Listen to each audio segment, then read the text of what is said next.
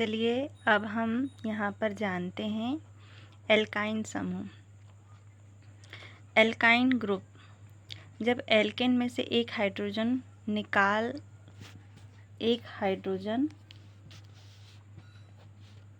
जोड़ दिया जाता है। जब एल्केन से एक हाइड्रोजन जोड़ दिया जाता है तो इस समूह का निर्माण होता है। इसे R द्वारा सूचित किया जाता है। एल्काइन का सूत्र है CnH2n+1। जैसे यहाँ है मेथाइल, यहाँ पर क्या है, एक कार्बन है और हाइड्रोजन कितने हैं, हाइड्रोजन कितना होता है, कार्बन का दुगना होता है। यहाँ एक कार्बन था, एक का दुगना होता है 2। अब 2 में हमको क्या करना है, +1 ऐड करना है। तो कितना हो गया, 2 में कार्बन था 1, हाइड्रोजन हो गए 2। अब 2 में 1 को जोड़े तो कितना हो गया, 3। तो क्या आया हमारा C1H3, जिसे हम क्या कहते हैं, मेथाइल, है ना, एथाइल, जिसमें कितने होते, कार्बन 2 होते हैं और कार्बन का दुगना, हाइड्रोजन कितने होते, दुगना 4। अब 4 में हमको क्या ऐड करना है, +1, तो कितना हो जाएगा, 5, है ना, 5 हो जाएगा। तो यहाँ पर क्या हो जाएगा, C2 हाइड्रोजन 5। फिर प्रोपाइल, जिसमें यहाँ पर हमारे कितने कार्बन है, 3 है। अब 3 का दुगना कितना होता है, 6। अब 6 में हमको 1 ऐड कर देंगे, हम 6 में 1 प्लस कर देंगे तो कितना हो जाएगा, कार्बन 3 और हाइड्रोजन 7। क्लियर हुआ। अब यहाँ पर नोट देखिए, जो एल्काइन का सूत्र होता है उसमें कार्बन की संख्या जितनी होती है उसके हाइड्रोजन के दुगने में से एक अधिक रहेगा। यहाँ पर वही चीज़ दी गई है, मेथाइल, है ना, यहाँ पर कार्बन 1 है, हाइड्रोजन 2, और हाइड्रोजन 2 में 1 जोड़ देंगे तो कितना हो जाएगा, 3। यहाँ एथाइल, यहाँ कार्बन 2 है दुगना, और हाइड्रोजन कितने होते, कार्बन का दुगना होता है तो 4, 4 में 1 जोड़ देंगे तो 5।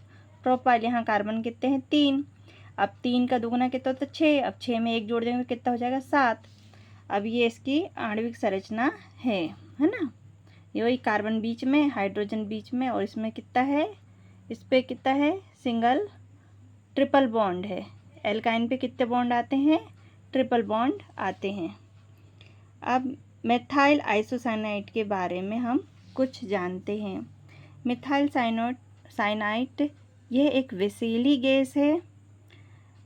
3 दिसंबर 1984 को भोपाल में कीटाणुनाशक दवा बनाने वाली फैक्ट्री यूनियन कार्बाइड से इस गैस का रिसाव हो गया था, जिसे भोपाल गैस त्रासदी के नाम से भी जाना जाता है। गाइस, मैंने यहाँ पर थोड़ा सा वीडियो दूसरी बार इंक्लूड किया है। मैं अभी यूट्यूबर नई हूँ, मुझसे कुछ मिस्टेक हो तो आप प्लीज़ देखिएगा। ये देखिए, यहाँ पर मैं एक एक चीज़ को अच्छे से बता रही हूँ। यदि आप नोट्स बना रहे हो तो आप इसको वीडियो को पुश करके अच्छे से लिख लीजिएगा। और यहाँ पर ये एल्केन का जो सूत्र है, और ये ख़ास ये नोट को तो आप ज़रूर ध्यान दीजिएगा, जिससे आपको एल्केन का जो सूत्र है ना, जो सूत्र है उसको इंक्लूड करने में बहुत हेल्प मिलेगी। इन सूत्रों को हो सके तो, ये नोट जो दिए हैं इनको हो सके तो आप ओरल याद कर लीजिएगा, जिससे आपको केमिस्ट्री के कॉन्सेप्ट पे एक एक क्लियर हो जाएगा। ये आगे मैं वीडियो में ये बिल्कुल विशेष बताना भूल गई थी। ये देखिए, ये एल्केन का है। अब ये कार्बन की संख्या सूत्र है, फिर उसके बाद ये नोट है। ये किसका है, एल्केन का। आप विशेष इस बात का ध्यान रखिएगा। फिर उसके बाद ये एल्काइन है। अभी एल्काइन का ये नोट है ना। और ये यहाँ एल्काइन में अपन ने किसके बारे में बताए, मिथाइल आइसोसाइनाइड के बारे में बताए थे। और एल्केन में अपन ने कौन सी गैस के बारे में बताया, मीथेन के बारे में बताएं। यहाँ तक आपका कॉन्सेप्ट क्लियर हुआ होगा। अब हम देखते हैं एल्कीन।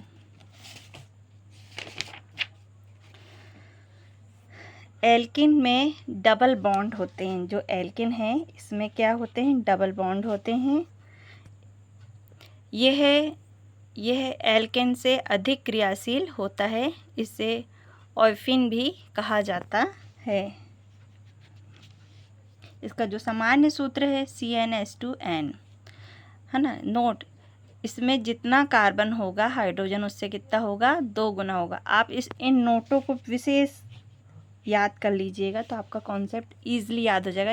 ये चीज़ आपको यूट्यूब में कोई और नहीं बताएगा, मैं आपको विथ नोट के साथ बता रही हूँ।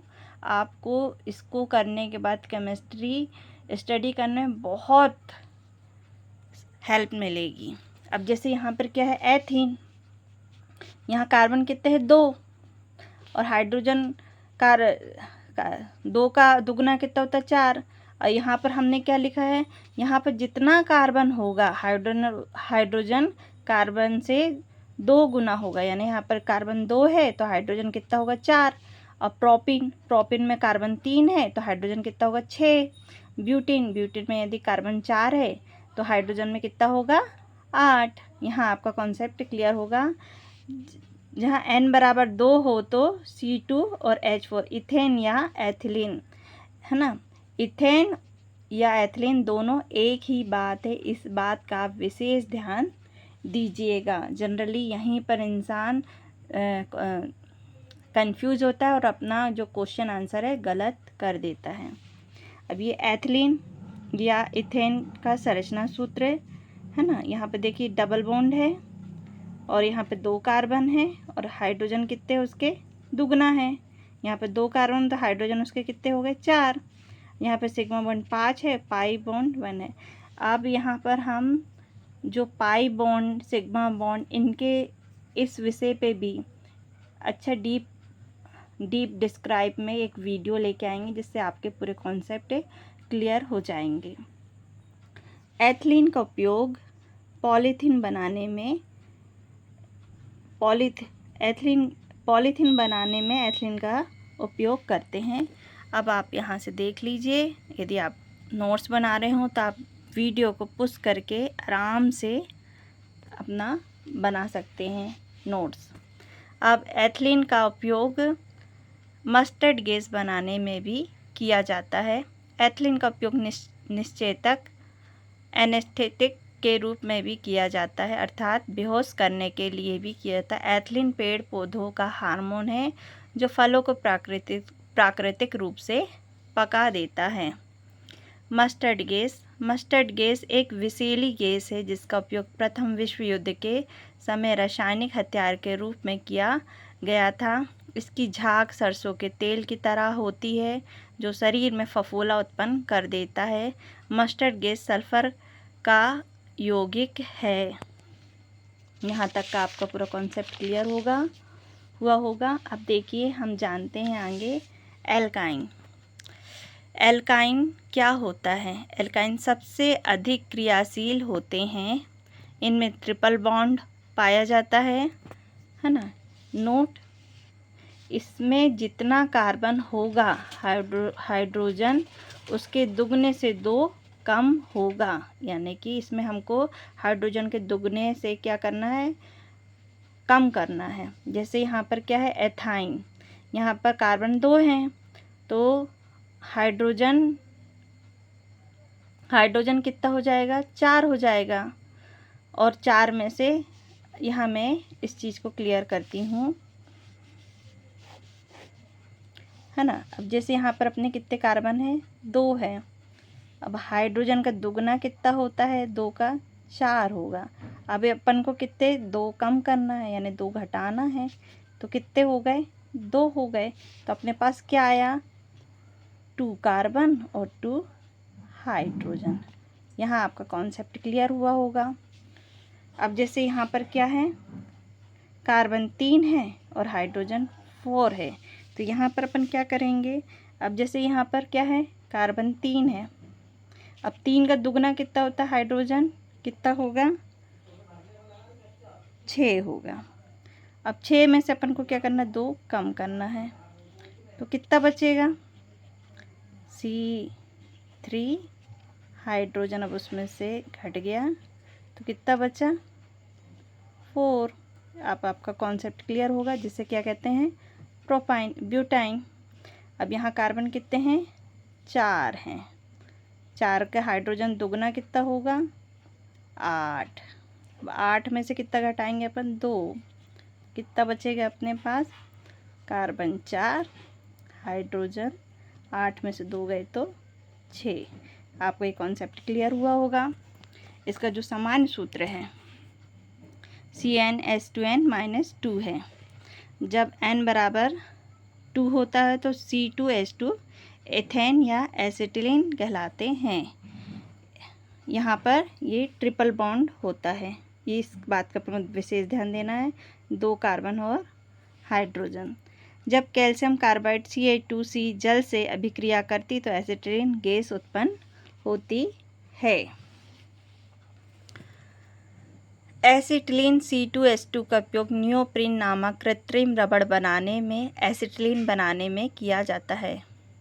निश्चेतक के रूप में एसिटिलीन का प्रयोग किया जाता है। फलों को कृत्रिम रूप से पकाने में एसिटिलीन का प्रयोग किया जाता है। इस बात पे आप विशेष ध्यान देना, जब कृत्रिम रूप से पकाने की बात आएगी तो एसिटिलीन गैस का प्रयोग किया जाता है। जब नेचुरल रूप से पकाने की बात की जाती है तो एथिलीन का प्रयोग किया जाता है। आप इसका विशेष ध्यान देना, आप कंफ्यूज मत होना और अपने सवाल को गलत मत करना। कपूर बनाने में भी एसिटिलीन का प्रयोग किया जाता है। एसिटिलीन तथा ऑक्सीजन के मिश्रण का उपयोग वेल्डिंग करने के लिए किया जाता है, जिसमें एसिटिलीन तथा ऑक्सीजन का अनुपात 1:3 होता है। मैं नेक्स्ट वीडियो में इस वीडियो के 1 लाइनर क्वेश्चन लेके आऊँगी। अब यदि मैं और ज़्यादा 1 लाइनर इसमें ऐड करूँगी तो वीडियो बहुत लॉन्ग हो जाएगा। वैसे मुझे थोड़े से एडिटिंग करने में प्रॉब्लम होती है। मैं नेक्स्ट वीडियो में लेके आऊँगी। प्लीज़ आप यदि चाहते हो कि मैं आगे ऐसे ही वीडियो लेके आऊँ तो प्लीज़ मेरे चैनल को सब्सक्राइब ज़रूर कीजिएगा। आपके एक सब्सक्राइब से मेरा मनोबल बढ़ता है। आपको पता है ये सारे वीडियो बनाने में, इतना कंटेंट तैयार करने में मेरी बहुत मेहनत लगती है। प्लीज़ मुझे सपोर्ट कीजिए, अपना सपोर्ट दीजिए। Thank you for watching my video.